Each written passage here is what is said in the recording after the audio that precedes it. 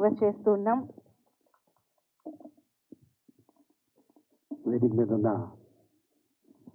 అన్నగారు, చదవడ శ్రీనివాస్ గారు, అలాగే ప్రసన్న గారు,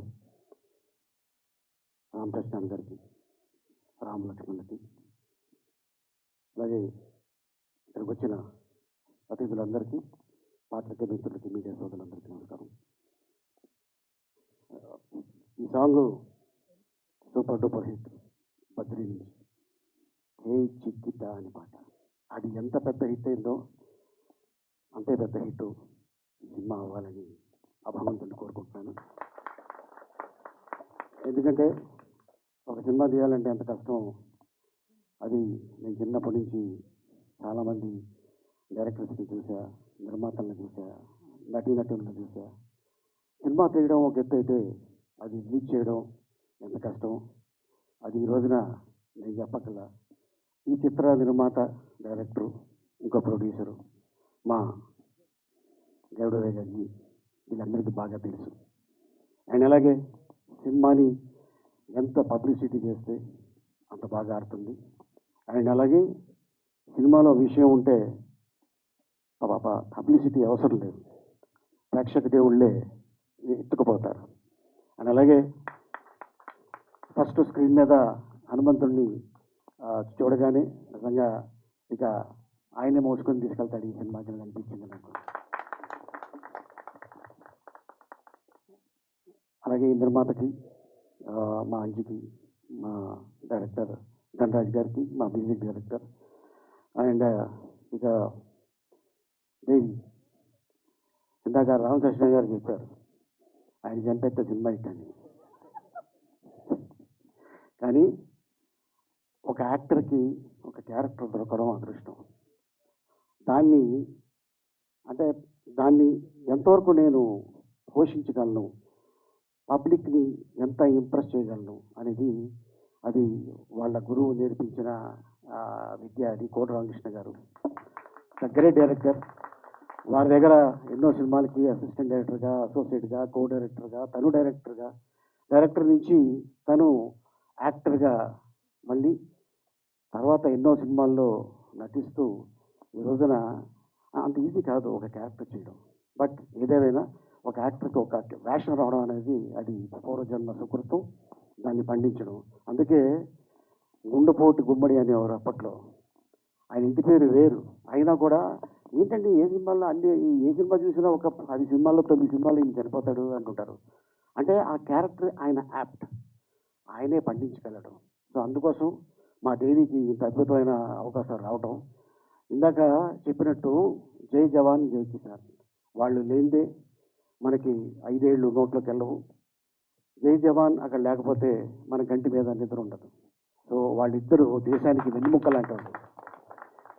రైతు మీద ఈ సినిమా తీశాను అని గరుడ మీద మన చెప్పగానే నాకు నిజంగా చాలా ఆనందం వేసింది.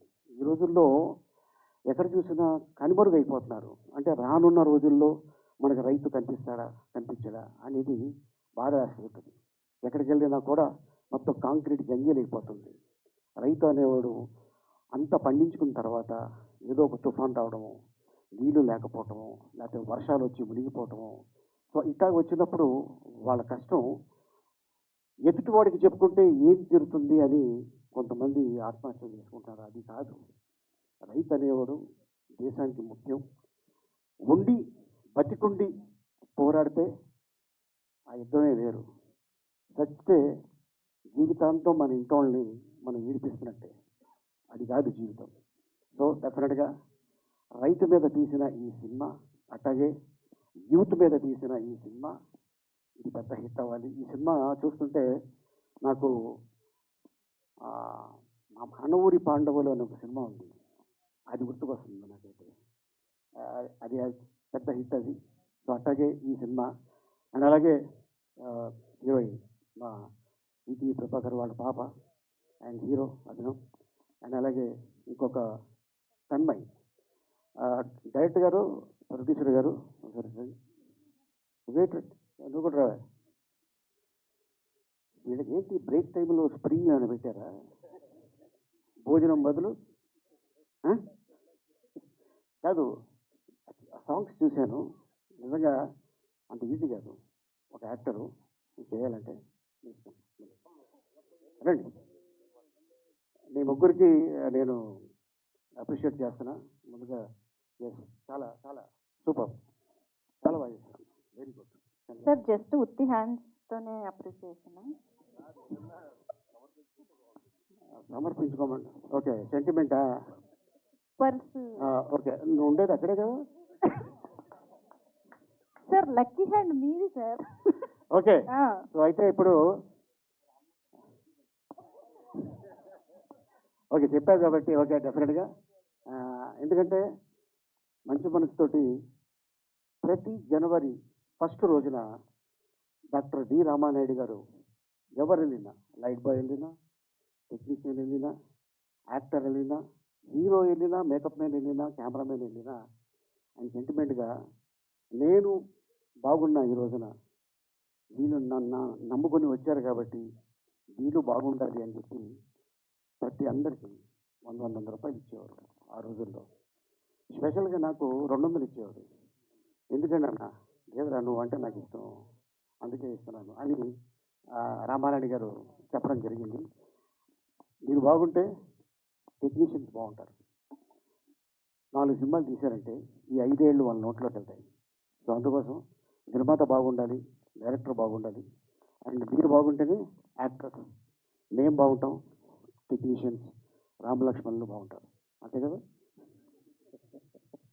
ఓకే, సో ఇంత అద్భుతమైన అవకాశం కల్పించినందుకు ప్రతి ఒక్కరికి నేను ధన్యవాదాలు చెప్పుకుంటూ ఈ సినిమా సూపర్ డూపర్ హిట్ అవ్వాలని ఆశిస్తూ, అండ్ ఇప్పుడు హీరోయిన్కి, హీరోకి, ఇంకో హీరోయిన్కి, మా నిర్మాతకి, డైరెక్టర్ గారికి, అంజీ ఇట్లా మొత్తం ఇండస్ట్రీకి డబ్బులు పంచి వాడితే నేను ఇల్లు అమ్ముకోవాలి.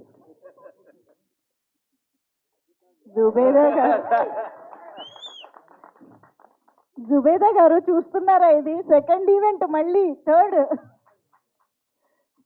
సో ఇచ్చే చేతికి పెట్టే చేతికి అంటే మా ప్రొడ్యూసర్సే కాబట్టి ప్రొడ్యూసర్స్ చేతికి ఇచ్చేసేయండి సార్. ఆ లక్ ఎస్ కలిసి వచ్చి సినిమా బ్లాక్ బస్టర్ అవ్వాలి అని కోరుకుంటూ, అలీ గారు సూపర్, మీరు అసలు thank you so much. Okay, so wishes చెప్పడమే కాదు, గుడ్ లక్ విషెసే కాదు, లక్ని డైరెక్ట్గా మీ చేతికి అందించారు అలీ గారు. మైక్ ఎక్కడానికి వెతుకుతున్నాను నేను. సార్ అంజీ గారు, yes please, thank you so much.